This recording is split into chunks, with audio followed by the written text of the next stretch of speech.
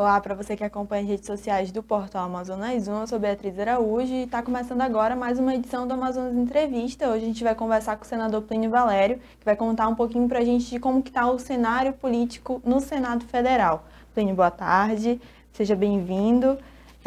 Bom, a gente vai começar falando então sobre o senhor ser um dos autores da proposta que estabelece 10 anos para mandatos do Supremo Tribunal Federal. Queria que o senhor me contasse um pouquinho do que se trata a proposta. O país todo sabe e não aceita essa intervenção que o Supremo Tribunal Federal provoca no Poder Legislativo, no Poder Executivo. Você tem ministro hoje achando que pode e fazendo tudo. O Alexandre de Moraes mandando instalar a CPI da Covid no Senado, mandando prender deputado. Você tem hoje o Supremo julgando, se for possível, até a briga de galo. Eles se metem em tudo. E eles se metem em tudo porque eles sabem que não sai dali, só quando envelhecer, aos 75 anos. Então, se a gente limitar em 8, 10 anos o mandato, eu penso que eles começam a pensar diferente. Pô, daqui a 8 anos eu vou andar na rua normalmente, daqui a 10 anos eu vou sair na rua. Então, a mudança no Supremo começa por aí. Para a gente começar a colocar o Supremo no lugar dele. O Supremo não manda no país. São 3 poderes e o Supremo tem que ser o poder que é de julgar, né? De ver se está na Constituição ou não. Hoje eles querem mandar no Legislativo e no Executivo. Isso não pode, tem que ter um freio nisso.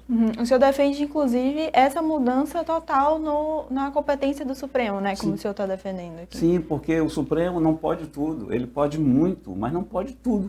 Então eles têm que saber que não podem tudo. Legislativo é legislativo, executivo é executivo, judiciário é judiciário. E hoje você tem 5, 6 ministros mandando em tudo, se julgando semideuses. Eles pensam que moram no Olimpo e eles não moram. Então, se você limitar o mandato deles, você puxa essa gente para a terra. Eu acho que por aí seria o começo dessa mudança. Perfeito. Hoje o Senado Federal discute a PEC dos precatórios, né? E aí eu queria saber qual que é a sua opinião sobre essa proposta. Hoje mesmo, agora, pela manhã, o Senado, tem 3 senadores que apresentaram PEC alternativa. O senador Aníbal, o Uriel Visto e o Alessandro. Então, os 3 estão reunidos com a liderança, com o líder do partido, para a gente chegar a um documento que provoque mudança. Porque do jeito que a PEC do precatório veio da Câmara, não passa. Conosco não passa. A gente tem que desvincular a ajuda emergencial do precatório, o que é precatório, o que é ajuda emergencial, e sem furar o teto. Então, eu estou esperando a solução via Senado para que nós possamos votar a alternativa. E vai ser bom para o país, porque do jeito que está, não seria legal para o país. Eles misturaram auxílio emergencial com precatório e deixaram a gente em situação difícil. Mas o clima de hoje do Senado é de não aprovar essa PEC que veio da Câmara. E vamos aprovar a PEC que surgiu do Senado. Para o senhor, qual que seria a medida, então, em que essa PEC deveria ser aprovada? Em que condição seria favorável? Eu acho, primeiro, que desvincular o auxílio emergencial. Tratar o auxílio emergencial isolado. Todos nós concordamos com R$100. Todos nós concordamos. Nós poderíamos até concordar com 1.800, porque o problema é do Executivo, mas ninguém pensa assim. A gente pensa num valor que o Executivo possa arcar. E de onde sairá esse dinheiro? Então, a nossa preocupação é essa. Desvinculando, aí sim, a gente trata do precatório. Eu acho que essa seria a solução viável para a sua aprovação. O senhor chegou a mencionar agora sobre o auxílio, né? Desvincular o auxílio. É um novo programa do governo federal, né? Substitui o Bolsa Família. E aí eu queria saber qual que é a sua visão sobre o Auxílio Brasil, então. Não, tem que ter. Esse auxílio aí é indispensável hoje. Pena, o Bolsa Família criado lá atrás é muito bom. A gente não criou alternativa para libertar essa gente. Então, não tem como não ter esse auxílio emergencial. Certo. O governo federal está certo, o presidente Bolsonaro está correto quanto a isso. Tem que ter o auxílio emergencial. 400, 500 ou 300. Eu acho que o número intermediário é 400. Tem que ter, é imprescindível hoje para o Brasil. Esse exército desempregado, esse pessoal passando necessidade. Então, não tem como prescindir desse auxílio. Perfeito. O Senado hoje tramita uma reforma administrativa, né? Como é que está esse andamento? Beatriz, não anda. A reforma administrativa está parada, entrou, a gente não discute, não vem a pauta, não vem a baila, porque é das reformas a que vai mais dar trabalho político, em termos de político, porque aí você está atingindo categorias. Funcionário público, professores, essas categorias. Então, há muito lobby em torno disso e o político tem muito cuidado em relação à reforma administrativa. E o governo não foi taxativo, não foi objetivo para dizer o que quer. O governo tem que dizer para a gente o que quer, para então a gente ver o que é possível, mas não está andando não a reforma administrativa. Eu acho que é necessária. Reforma do judiciário, reforma que a gente está tendo, a reforma tributária e a reforma administrativa. Mas a gente tem andar aos poucos, tem que ir pé e passo. E o próximo etapa é o precatório.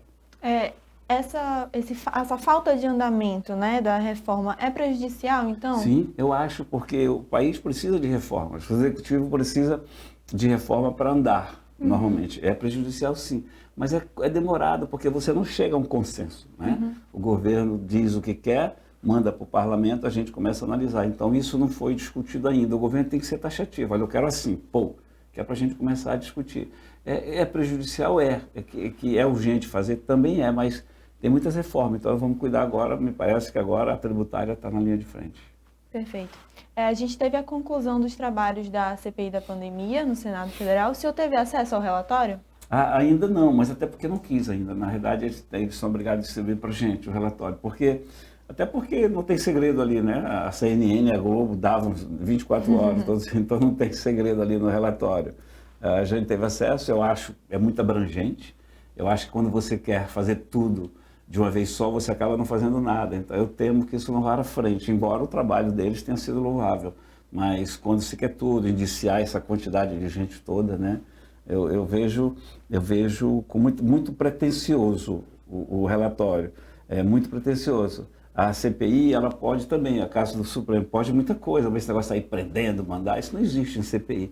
Né? Existe você indiciar e pedir que o Ministério Público tome providência. Então agora não depende mais nada do Senado, do Legislativo, depende tudo agora das autoridades. Mandou para a Polícia Federal, manda o Ministério Público, manda para todo mundo. Então cabe às autoridades competentes, no caso, a Procuradoria-Geral da República tomar providência. Porque isso acaba sendo um conflito, né? As pessoas acham que a partir do momento que a CPI é instaurada, ela tem esse poder, e na verdade não tem. Vende, é porque você deixa vender essa imagem. Há políticos que querem vender essa imagem, né, de que pode. Não pode. Essa história de mandar prender, de mandar soltar, a CPI apura. Eu estou querendo a CPI das ONGs, por exemplo. A gente quer apurar, ver os fatos ali e coloca para as autoridades. Então a CPI não tem poder de punição, de prender e de punir, de condenar. Não tem. A CPI já fez o seu papel, que foi apurar, e aí acabou. Mas tem 2 ou 3 membros que estão percorrendo o Brasil, alimentando o relatório, mas na verdade não depende mais nada do Legislativo. Como que o senhor analisa, então, as apurações feitas pela CPI no momento dos trabalhos? São válidas, totalmente válidas, porque você coloca, você apura, né, você prova e coloca para as autoridades. Então é extremamente válido. Você não pode fazer um relatório fraco, sem consistência, o relatório é bom. Então, não, o trabalho foi bom, não se discute, o andamento, muita divergência, eu tenho crítica quanto ao comportamento, ao andamento, porque CPI não é inquisição, né? E você necessariamente, porque você está numa condição ali, você não pode humilhar ninguém. Então, no processo, no procedimento, algumas críticas, mas quanto ao relatório, o trabalho deles foi feito, sim, e é válido, sim. Perfeito. A gente tem, então, ano que vem um ano eleitoral, né, as eleições. Já tá aí. A gente tem uma cadeira vaga no Senado, não é a sua, né, senador Almar Aziz, no caso. Mas o senhor pensa em se lançar em algum cargo ou apoiar alguém? Como é que está essa conversa? Eu não penso me lançar. Eu estou sendo muito cobrado a me lançar candidato ao governo, porque eu tive 835 mil votos no Estado, fui o mais votado, muito à frente do segundo. As pessoas em Manaus, 635 mil votaram aqui em Manaus em mim, então cobram que eu saia, muito mais porque não gostam dos 2 candidatos que se apresentam, dos 3. Então, eu sou muito cobrado a sair candidato, mas não é o meu perfil ser governador do Estado. Eu não sonhei ser governador do Estado, meus olhos não brilham com essa possibilidade. Agora, eu não posso me furtar se a pressão aumentar e se a gente entender que é uma missão, né, para não deixar que o Estado volte à mesmice, caia na mesmice, nas mesmas promessas, nas mesmas enganações. Então eu abri a possibilidade. Em janeiro eu discuto isso. Perfeito. A gente vai para um rápido intervalo, mas você não sai daí não, que a Amazonas Entrevista volta já já.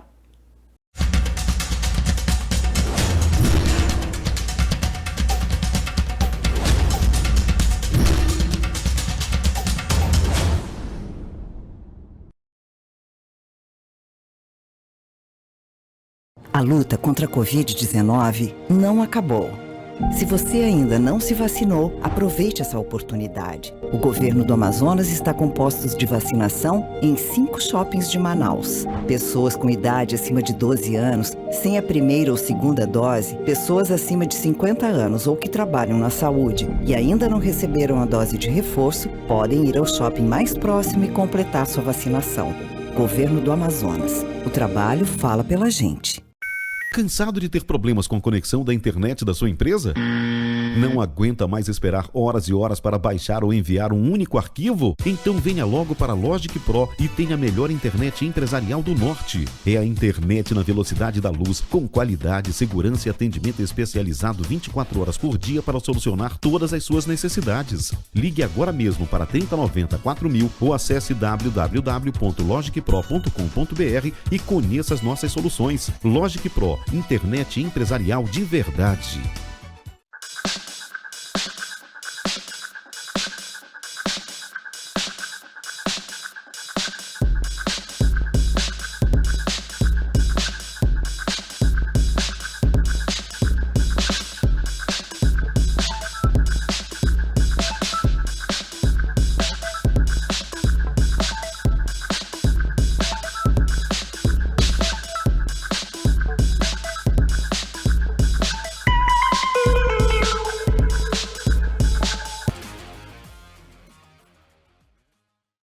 A notícia na palma da sua mão, em um clique.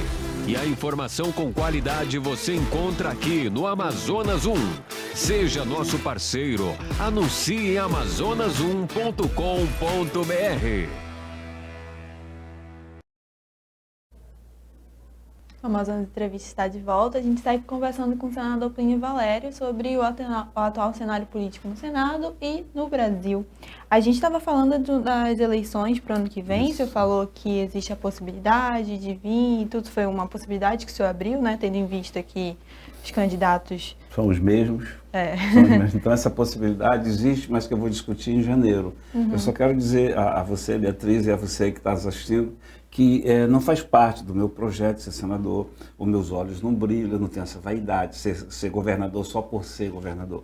Eu almejei chegar ao Senado, cheguei, estou fazendo um bom trabalho, estou me esforçando, estou feliz, mas eu sou homem público, então eu não podia fechar totalmente isso, né, cobrando. Então a gente abre para discutir em janeiro. Se continuar esse quadro que aí está, amazonino, Wilson e Eduardo, é muito difícil a gente deixar que você tenha que escolher entre eles. Então a gente tem que acabar com essa mesmice. Mas até lá eu me esforço, rezo, peço, torço para que apareça um candidato que eu possa apoiar, porque eu não apoio nenhum desses três. Perfeito. O senhor acredita, então, o senhor defende que precisa existir outras opções? Sim, com certeza. Uma opção que possa realmente trazer, não é o novo, esquece novo, é trazer coisas novas. O que é coisa nova? Cumprir a palavra. Porque esses três aí vão apresentar as mesmas promessas de sempre. Vão melhorar a educação, vão melhorar a saúde, a segurança, e não fazem nada disso. Então, é bom que apareça um candidato que diga, não, eu vou fazer o que eles estão dizendo que iriam fazer e não fazem. Um candidato que seja transparente, que a gente possa acreditar. Perfeito. O senhor estava comentando sobre a CPI das ONGs, né, no Senado. Eu queria que o senhor me falasse um pouquinho do que essa CPI busca. Eu criei essa CPI, ela foi aprovada e estava para ser instalada antes da Covid. Ela ia ser instalada. O último passo você apresenta com assinaturas, tem 31 assinaturas. Aí o presidente da mesa lê, então ela tá oficializada. E os líderes partidários têm que indicar os seus membros. O Davi Alcolumbre ia fazer isso, aí veio a Covid. E nesse processo Covid, o ministro Barroso, o semideus Barroso, mandou instalar a CPI da Covid, atropelou a CPI das ONGs. E eu tenho cobrado isso. O que é a CPI das ONGs? Nós vamos pegar as denúncias que existem de que as ONGs pegam dinheiro e esse dinheiro não chega na ponta. Então, que utiliza o nome Amazônia para enriquecer seus membros, que se prevalecem da boa vontade do europeu em querer salvar a Amazônia. Então a gente quer separar o joio do trigo, não quer demonizar ONGs. Existem boas ONGs, então essa não tem problema. Mas existem aquelas que se prevalecem e utilizam o brasileiro para ficar comprando terra em locais estratégicos e usando o nome da Amazônia em vão. Então é para isso que a gente criou a CPI das ONGs. A gente está cobrando do presidente Rodrigo que instale. Ele prometeu que a partir de março vai cuidar disso. E a gente tem muito esse discurso, né? A população ainda tem essa visão de que muitas ONGs realmente são responsáveis por esse desvio de recurso que não chega no objetivo. E isso acaba sendo prejudicial, né? Para próprias ONGs. Então, se você fizer uma CPI assim, você acaba separando o joio do trigo. As boas, né? As boas não tem nada a ver. E as ruins serão denunciadas. Então, a gente quer mesmo acabar com essa indústria que existe em torno do nome Amazônia. A Amazônia, você arrecada dinheiro para para ajudar ribeirinho, para ajudar índio, e não chega na ponta. Então a gente quer mostrar a hipocrisia que permeia este meio, o quanto são hipócritas aqueles que defendem a floresta esquecendo o homem, aqueles que dizem salvar a floresta, para isso ganham dinheiro, angariam recursos, e esquece o homem. Nós temos aí 40 mil índios aqui na periferia de Manaus, abandonados, vivendo em condições subhumanas. No Amazonas morrem mais de 1.000 crianças por ano, antes de completar um ano. São Gabriel da Cachoeira ainda tem crianças índias ribeirinhas que não têm certidão de nascimento. Então a gente tem que mostrar, desmascarar esses hipócritas. O objetivo é esse, não é demonizar a ONG. Perfeito. E nesse fim de semana a gente teve as eleições das prévias do PSDB, e aí teve alguns transtornos na votação. Eu não consegui votar, eu fiquei de manhã até à tarde tentando votar, o aplicativo deu problemas, muito problema, a gente tentava, então o bom senso mandou que se suspendesse. Aqueles que votaram, os votos vão ser respeitados quando reiniciar. Então é chato para o PSDB, mas isso acontece, nós estamos num mundo, né? Esse mundo moderno que depende do teclar um botão. Então a gente não chegou, a disputa entre o Dória e o Eduardo Leite vai ficar acirrada, eu não sei até que ponto isso é bom para o PSDB, esse acirramento. É bom a discussão de ideias, se descer para a baixaria, particularmente eu torço para que as coisas, né, não extrapolem, para que o PSDB não saia ainda mais comprometido. Imagina. Dentro da sua visão, qual que é assim, o cenário atual dentro das prévias? Como é que está essa? Eu vejo o Dória, não voto no Dória, meu voto é do Eduardo Leite. Eu vejo o Dória com um potencial muito grande, né? Porque é São Paulo. São Paulo tem 35% do eleitorado, mas lá no PSDB, Beatriz, foi feita uma separação. Por exemplo, todos os eleitores, os filiados, todos juntos valem 25% do total. Nós, senadores e deputados federais, vale 25% do total. Então, no campo do legislativo, o Leite sai na frente. Agora, no campo, eu não saberia te dizer. E não quero acirrar também, porque o que sair de lá é o candidato do PSDB, a gente tem que respeitar. A gente tem o ex-prefeito Arthur Neto disputando, né, internamente. Eu até votaria no Arthur, né, até anteontem. Mas o Arthur mesmo não tem passado o que ele está para valer. O Arthur tem passado muito assim que ele está para dar um recado, né? Ele não está para valer. Então, como acirrou a disputa entre Dória e Leite, e a gente não quer o Dória, então eu resolvi votar no Eduardo Leite. Perfeito. A gente tem uma ampla discussão durante esse ano, teve, né, no Congresso, sobre a BR-319. Como que o senhor analisa todas essas discussões? A nossa briga é diuturna, né? 319. Eu tenho muito contato com o ministro Tarcísio, que está querendo fazer, que vai fazer, neutralizando esses aparelhamentos que tinha IBAMA, que tinha FUNAI, que tinha esses órgãos. Então, pé e passo ele está indo. E a minha parte é de quando o procurador concede o liminar, conversar com o procurador, falar do procurador, porque o nosso pior inimigo da BR-319 está na Procuradoria-Geral do Estado. Do Estado Federal, aliás, concede eliminar o tempo todo, mas a gente está andando, a determinação do governo federal é de fazer, e a nossa luta tem sido diuturna, acredite nisso. Não há uma só semana que o seu senador aqui não toque nesse assunto, vai sair, porque é um direito que nós temos. Nós não podemos ficar à mercê de crises como a gente teve na Covid e não estar ligado ao terrestre. Nós não estamos via terrestre, ninguém é ligado ao Brasil. Você vai para Venezuela, né? Vai para Margarita, do asfalto bonito, mas não vai para o Brasil. Então nós temos esse direito. O Brasil não pode negar, muito menos esse pessoal de ONGs internacionais que se diz ambientalista, que mentem quando dizem que vai devastar, né? Já foi aberta a estrada, então a gente tem uma luta diuturna contra essa gente. E aí volto a falar de hipocrisia. É aquele mesmo pessoal. Vou dar só um exemplo do governo da Noruega, por exemplo, né? Eles têm ONGs muito fortes. A Noruega explora gás e petróleo no Ártico. O bioma ártico é muito mais vulnerável do que a Amazônia. Então é um bando de hipócritas e a gente tem que lutar com ele. Mas para isso, você, amazonense que votou em mim, contava que eu fizesse isso, eu estou fazendo. A BR-319 vai sair sim. Perfeito. A gente caminha agora para o fim da nossa entrevista. Eu peço que o senhor deixe, então, suas considerações finais. Desejar a vocês boa sorte, né? Muito bom o portal de vocês, voltar aqui sempre que possível, me chamem para isso. E a mensagem que eu deixo é essa: eu estou em Brasília, hoje eu sou ouvidor, né, do Senado, me escolheram ouvidor. A gente tem 2 leis da autonomia do Banco Central e lei que coloca na grade transversal do ensino público o tema violência contra a mulher. Isso foi um ganho terrível, já é lei. a gente tem muitos projetos, a gente consegue se inserir no Senado e existir sempre em nome do Amazonas. E dizer sempre ao povo do Amazonas o que eu disse na campanha. Se eu chegar numa encruzilhada e tiver que decidir entre PSDB, República e Amazonas, eu fico sempre com o Amazonas em qualquer hipótese. Vocês têm um senador amazonense a serviço do Amazonas. Perfeito, Paz de senador. Cristo. Muito obrigada pela sua participação. Essa edição do Amazonas Entrevista fica por aqui, mas amanhã a gente volta com mais conversa. Somos o Portal Amazonas 1, sempre com informação de qualidade.